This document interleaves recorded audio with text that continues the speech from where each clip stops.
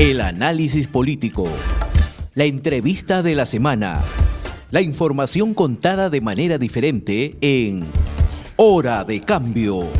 Desde estos momentos nos conectamos con el Perú en Hora de Cambio. Si quieres estar bien informado, quédate en Hora de Cambio. Imparcialidad, objetividad al momento de darte las noticias con Hora de Cambio. Bienvenidos. Estamos ya con el enlace en esta oportunidad con el doctor Isaac Humala, fundador del movimiento etnocacerista peruano. Doctor Humala, ¿cómo está? Muy buenos días. Buenos días, mucho gusto. Le preguntaba acerca de cuál es su opinión acerca de estos casi 100 días que va a cumplir el presidente Pedro Castillo. Bueno, el escenario nacional es sumamente importante. La presencia del presidente Castillo, ¿no? Significaría, ¿no?, un avance en alguna medida del Perú profundo, ¿no?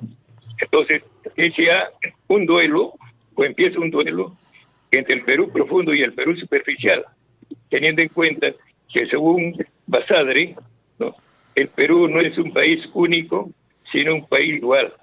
Existe un Perú alienígena de foráneos y un Perú autóctono que Basadre llama Perú profundo. Entonces, en este momento, en el fondo, es ya un duelo entre el Perú superficial, el Perú formal, el Perú que maneja los sellos, que es el que gobernaba, pero ahora ya está, de alguna manera, con Pedro Castillo en la presidencia, está el Perú profundo. Ese es, a mi juicio, el escenario en estos momentos del Perú. Pero el Perú profundo exige cosas concretas, educación, salud, y lo que está recibiendo son solamente discursos, promesas. ¿Qué es lo que está pasando ahí? Bueno, solamente discursos es en el Perú formal, en el Congreso, en la prensa, en la radio, en la televisión, pero la lucha de verdad está en el campo. En este momento precisamente está, ¿no?, en el sur minero, las Bambas, ¿no? Lo que está decidiendo en los hechos esta realidad de conflicto en el Perú dual es, por ejemplo, las Bambas. En este momento las Bambas está en paro, ¿no? En las Bambas ayer anuncian que, por ejemplo, uno de los proyectos mineros que estaba ya por empezar, ¿no?, bueno, han comunicado que se retiran por lo menos por 2021 y 2022. Han postergado el Guayco. Entonces, ahora, por otra parte, en el norte, el gasoducto, el oleoducto, está paralizado, no está funcionando. Entonces, ese es lo que está en la realidad, ¿no? O sea, y también han comunicado, ¿no?, las empresas mineras, ¿no?, de que, bueno, en este momento, ¿no?, está más o menos en suspenso, ¿no? Hay como 50 transnacionales que están con sus estudios de impacto ambiental listos para operar, que significa algo de $100,000 millones. Eso está paralizado, ¿no? Entonces, en el Perú, ¿no?, la lucha política está con palabras, comunicados, ¿no?, el gobierno del gobierno, duelo entre poderes, ¿no?, en el Perú formal, y otro es el Perú profundo.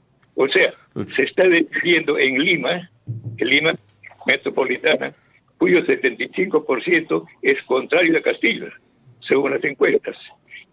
Y entonces, la lucha del Perú profundo es en las provincias, especialmente en la zona de las Bambas, Apurima, Cusco, ¿no?, Huancavelica y la Amazonía del Perú. Esa es la respuesta. Don Isaac, buenos días. ¿Existe similitud entre el gobierno del general Juan Velasco Alvarado, el golpe militar que dio Velasco en 1968, y el gobierno de Pedro Castillo? ¿Existe similitud en algunos aspectos. ¿Usted ve alguna similitud de ese Perú profundo de que usted habla? Lo del 68, encabezado por el general Velasco, es todo un movimiento debidamente organizado en el CAEM en base a la doctrina del general Marín Arista, que es el fundador del CAEM, en el cual Marín Arista decía que las universidades de un país tienen dos obligaciones. Una, crear una élite de sabios para que gobiernen el país, dirigen el país por encima de los gobiernos, o sea, el campo de la ciencia, de la alta ciencia, etcétera, Y entonces su discípulo Velasco, pues encarnó eso con sus coroneles bien organizados, organizaron varios años. Entonces tenía el plan Inca, era una cosa preparada.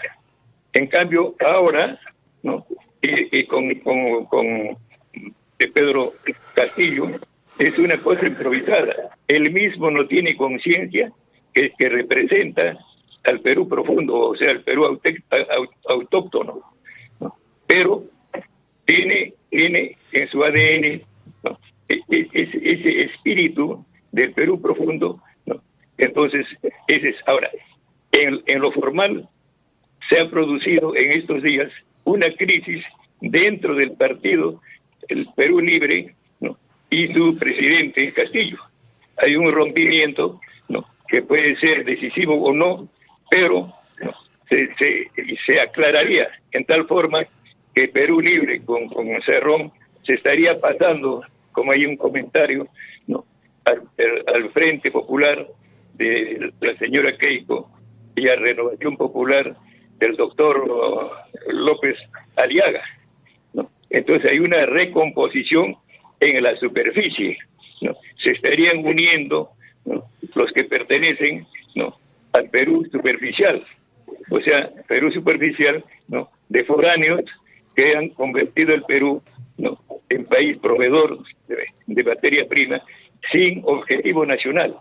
¿A dónde va? No tiene norte, ni sur, ni este, ni oeste, está al garete.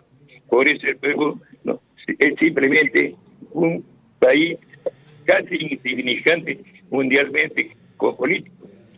En cambio el Perú profundo sí tiene el objetivo de convertir el Perú en una potencia mundial, teniendo en cuenta que el Perú no solamente es un país, es una civilización, una de las grandes civilizaciones de la antigüedad humana, que sucumbió o fue debilitado en 1532, y ahora está, resurgiendo en el objetivo, respecto a un antiguo Gran Perú, un futuro Gran Perú.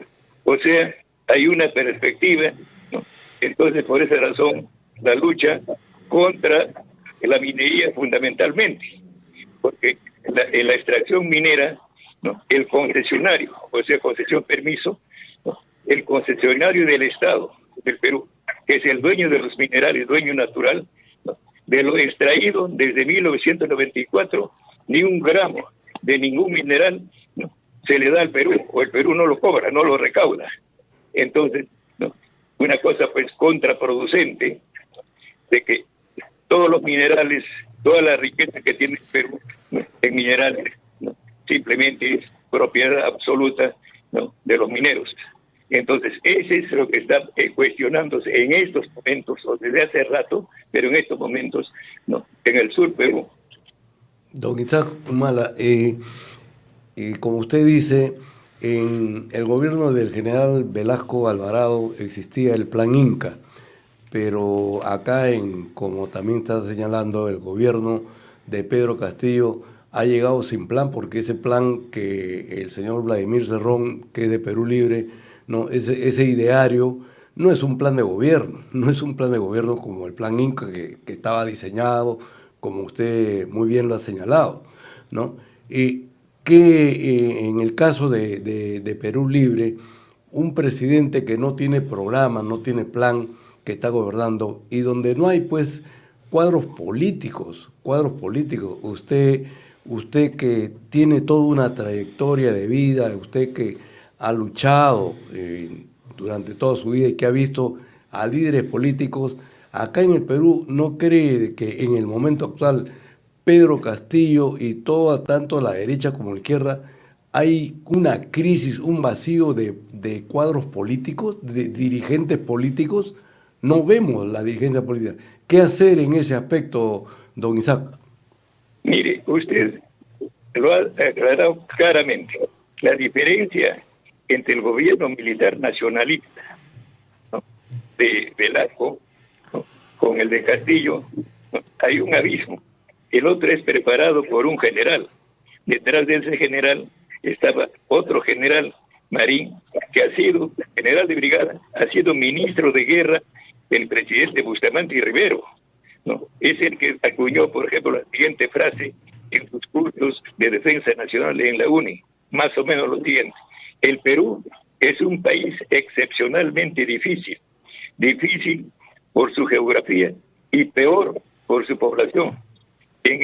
Dada esta situación, arreglar el Perú, solucionar el problema nacional, escapa a la capacidad de los partidos políticos. El único que puede arreglar esto es el ejército, ¿no?, con el apoyo del pueblo. Ese es, ¿no?, o sea, es una cosa meticulosamente preparada bajo todo punto de vista, ¿no?, el gobierno militar de Velasco, que en 7 años que estuvo, ¿no?, sufrió un golpe, la reacción del general Morales Bermúdez, ¿no?, resistió el pueblo y se vio obligado Morales Bermúdez, ¿no?, a convocar a una constituyente. En esa constituyente participaron todos los partidos políticos, todos los sectores sociales, gremiales. Hubieron constituyentes de la CGTP, de la Federación Textil, de los campesinos, del APRA, de la izquierda,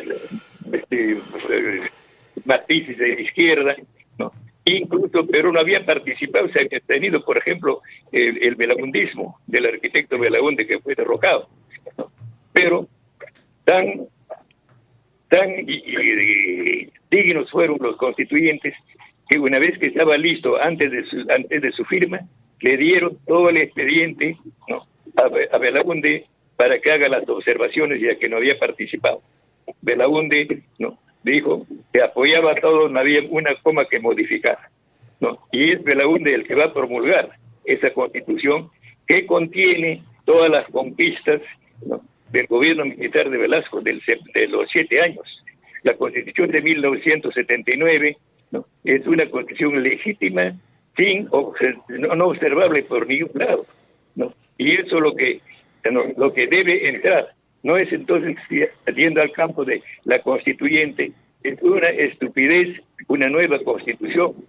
¿Por qué? Porque tenemos la constitución legítima de David de la Torre. En cambio, la constitución, la Fuji Constitución, es entreguista. Justamente hasta 1973, que rige la Constitución David de la Torre de 1979, siempre, ¿no?, el concesionario minero ha entregado la parte que le corresponde al propietario nacional, es el Estado, ¿no? Por ejemplo, Pizarro, del oro y la plata del rescate de Atahualpa, el quinto mandó con su hermano, ¿no?, para entregar al rey de España, porque desde el momento que Atahualpa ya está preso, el Tahuantinsuyo ya no pertenece a los incas, sino pertenece al rey de España. Y desde ahí la minería se ha hecho, ¿no?, con trabajo forzado, gratuito y con sangre. Y en la República, ¿no?, ya no se hace forzado ni gratuito, ¿no? Entonces es a salario y con sangre, pero siempre, ¿no?, entregando el quinto del rey, que se llama regalía, que viene de rey, y modernamente se llama canon. El canon minero siempre se pagó hasta 1973. Es recién, con la Constitución de 1973 de Fujimori, ¿no?, el Perú no percibe un gramo de nada. Entonces, por ejemplo, en 2020, la producción de cobre del Perú es algo más de 2.150.000 toneladas de cobre fino, ¿no? La quinta parte de esa producción del 2020 corresponde mínimo el 20% como regalía o canon al Perú. Eso no ha sido recibido. Entonces, esa es una traición del Perú superficial, del Estado del Perú superficial, ¿no? De los gobiernos fujimoristas, ¿no? Los gobiernos que están hasta ahora, ¿no? O hasta Castillo, no percibe nada. Entonces se trata de percibir eso. Ese es el problema en este momento, ¿no? En el Perú profundo, o sea, en el Perú real, ¿no? Porque está movido en la minería especialmente. Don Isaac, en los últimos 10 años hemos tenido un electorado que se ha ido desprendiendo, digamos así, de la presión de los medios de comunicación, de la saturación de los espacios periodísticos, etcétera, y optaron por posiciones más radicales, digamos, ante la misma necesidad que vive el pueblo. Una de ellas fue, salió elegido Ollanta Humala bajo un planteamiento de partido nacionalista. Ahora, en estas elecciones de abril de este año, ha salido prácticamente con toda una campaña muy adversa, pero ha ganado un candidato pues con las banderas de la izquierda, y que al final de cuentas pues genera una expectativa siempre en la población para lo que se debe hacer. La pregunta es la siguiente: si se levantan esas banderas de lucha, ¿por qué al final de cuentas se traicionan? ¿Por qué al final de cuentas no se cumple con esos postulados? ¿O es que el poder económico y social que existe en el país es tan fuerte que al final de cuentas estos planteamientos, que son, digamos, en beneficio de las grandes mayorías, son torcidos, son quebrados? ¿Qué pasa ahí con este Perú profundo y con este Perú superficial que tenemos en nuestro país? Bueno, lo que en este momento, lo que va a pasar, ¿no?, es en el sur minero, ¿no?, y en el norte petrolero, y también en los hidrocarburos, ¿no?, en el Cusco. Eso debe pasar, no se le va a expropiar, sino simplemente las transnacionales que están operando tienen que continuar operando.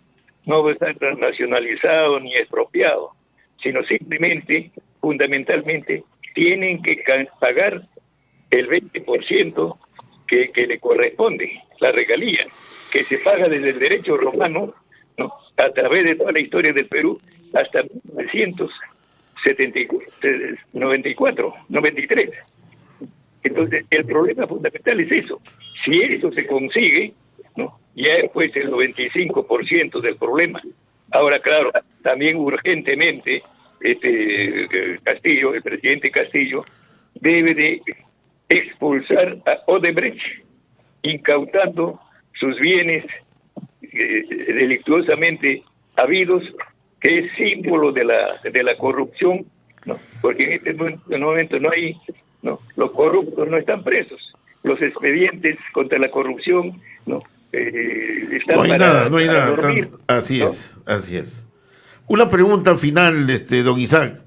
El presidente anunció hace pocos días en la ciudad del Cusco de una segunda reforma agraria. ¿Esto es cierto? ¿Hay una segunda reforma agraria? ¿O simplemente queremos hacer protagonismo de algo que no existe? Que el sector agricultura cumpla algunas funciones que le corresponden, lógicamente impulsando el agro en nuestro país, ¿significa necesariamente una reforma agraria? ¿Qué piensa usted? Mire, completamente yo de acuerdo con lo que usted acaba de decir. Esa segunda reforma agraria es una idiotez, una tontería, porque no se necesita, porque en la Constitución de Aya de la Torre de 1979 el problema agrario está bien definido. Allí se dice, ¿no?, que la tierra, ¿no?, es únicamente para los que trabajan la tierra.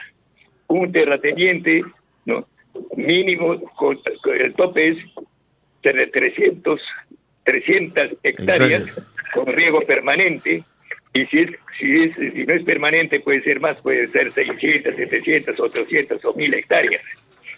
Pero eso tiene que ser propiedad del chacarero, O sea, el terrateniente tiene que manejar directamente. No puede haber un financista, no puede haber un extranjero, una compañía, nada, tiene que ser, y fomentarse, liquidarse la mini agricultura, agrandar, proteger, Entonces, ahora, con esta constitución, no hay límite, o sea, no hay, no solamente el chacarero, sino hay límite y dirección directa del agricultor, Entonces, eso tiene que restablecerse. Ahora, ¿cómo restablecerse? Porque en este momento los mínimos mega latifundios tienen pues 1.000 hectáreas. Una tiene hasta más de 100.000 hectáreas. Pero ahí se ha elevado la producción. Está al tope. Entonces, la reforma agraria significa cómo debe hacerse que la tierra pertenezca al agricultor, pero asegurándose la productividad alcanzada. Entonces ahí tenemos expertos, por ejemplo, el ingeniero Sillonis, que ha sido gobernador de Ica, bueno, que tiene que intervenir él para que se haga una reforma agraria, pero sin rebajar la actual productividad, de la tierra. Y lo que la agricultura de exportación ha avanzado bastante, en tal forma que es un sector respetable de la economía nacional. Esta legislación tiene que adecuarse a la agricultura tradicional. O sea, cualquier avance ahora tiene que ser racional. Ahora, por otro lado, las condiciones internacionales son favorables. Estamos ya en la era del capitalismo racional. Ya está fuera de la historia, bataleando el capitalismo que llaman salvaje. Estamos en otra era. Acá significa de que las transnacionales que operan en el país o en cualquier parte, ya las fechorías que hacían y las que están haciendo ahora de apoderarse, el total, incluso la parte del Estado, eso es delito. Se llama está tipificado como delito en Estados Unidos, Canadá, en la Unión Europea, como prácticas corruptas en el extranjero. O sea, en este momento concretamente, todas las transnacionales que se están quedando por la parte que le corresponde al propietario natural, que es el país, eso ya es delito para estas empresas en su propio país. Y delito en el Perú. O sea, en el Perú es apropiación ilícita de lo que es del Estado. Y para los países extranjeros, especialmente del OCDE, es práctica corrupta del país extranjero. Y entonces el Perú puede demandar, denunciar acá, perseguir acá, a nivel judicial, fiscalía, policía, porque están infragantes, apoderándose, quedándose dueño con la parte que le corresponde al Perú. Pero también podría demandar en la capital principal de estas transnacionales de aquí, y seguramente la penalidad va a ser más drástica, en aquellos países, Estados Unidos, Unión Europea, Canadá, que acá. Entonces, ese es el fondo trascendente en estos momentos del Perú. Claro, tiene cierta importancia de segundo orden, los pleitos entre poderes en el Congreso, etcétera. Ahora, sobre esto, casi para finalizar lo siguiente. Sí, un minuto, por favor. El 2016, en el poder están dos extranjeros que de peruanos solamente tienen el haber nacido acá. PPK Universal, y la dinástica Keiko. Keiko con la mayoría más que casi calificada, 73 congresistas de 130, y de presidente de PPK. Un pleito entre ellos da lugar a que asume la presidencia Vizcarra. Y Vizcarra, es un cobrito, pues tendrá de blanco pues 15%, 10%. Le salió pues lo Inca, Entonces, él asume el poder en marzo del 2018 y en abril da por resolución ministerial establece un lema. Primero el Perú, que rige solamente en el poder ejecutivo, no en los otros poderes. pero el Poder Ejecutivo es el 95% de la burocracia nacional, ¿no? Entonces, gracias a eso, con un gabinete, ¿no?, a medias nacionalista, ¿no?, bueno, ¿no?, liquidó al APRA, hasta se suicidó su jefe excepcional, Alan García, desapareció como partido PPC, ¿no?, y la líder del fujimorismo, impensable, creo que hasta 3 veces presa. Entonces ahora, ¿no?, ahora con Castillo, que él mismo capaz no sabe que es el líder del Perú profundo, bueno, ¿no?, con todas sus limitaciones, pero también ha demostrado que es un líder innato, porque el 2018 paralizó al país por 2 meses en la escolaridad, cayó un ministro o 2 ministros, ¿no? Entonces ha demostrado que es un líder, ¿no? Entonces ahora ya es como líder sindical del Sucre, pero ahora como presidente del Perú, claro, ¿no?, tiene pues es un improvisado, pero es un caudillo, ¿no? Entonces en estos momentos están trabajando a toda máquina por vacarlo, incluso estaría como vacadores, ¿no?, parte de Perú Libre, ¿no?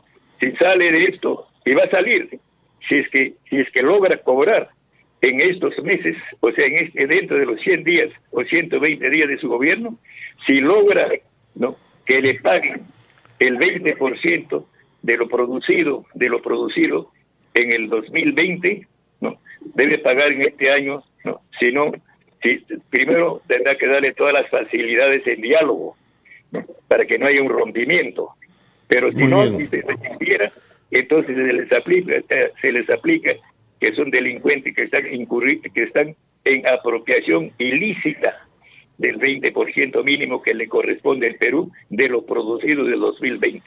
Ahora, el 20% de los años anteriores es cuestión de arreglar. O sea, esta es una revolución pacífica, es un paso pacífico del Perú alienígeno, de foráneos, traidores a la patria, ¿no?, porque están permitiendo esto, ¿no?, pacífico. No es como el de Velasco, ¿no?, un golpe de Estado violento, militar, o no es, ¿no? Entonces, muy bien, tenemos don que Isaac, ir nos gana la hora. Pacífico, con un gobierno donde deben participar todos los patriotas, independientes a su filiación. Por ejemplo, en este momento ya destaca Roque Benavides, ¿no?, que ya ha formado su partido, o está formando su partido, y ha anunciado su candidatura a la presidencia el 2026, ¿no? Y ese tranquilamente debe continuar como capitán, ¿no?, de la minería nacional, porque su riqueza es por su trabajo. Muy bien, don Isaac, nos gana la hora, nos ganó la hora. Muchas gracias por su participación a don Isaac Humala, fundador del movimiento etnocacerista peruano, y en cualquier momento estaremos molestando nuevamente su atención. Muchas gracias por atendernos. Ahora, en cuanto a mí, unos segundos, sí, mi agradecimiento, ¿no?, a esta entidad, ¿no?, y periodistas de la calidad suya, ¿no? Bueno, que sus preguntas han sido muy buenas, muy agradecido. Gracias. Gracias también por su participación. Hemos presentado Hora de Cambio. Nos volveremos a encontrar el próximo sábado, a esta misma hora y por la misma frecuencia. Nuestro equipo de producción ya está trabajando recopilando información para un nuevo encuentro en Hora de Cambio.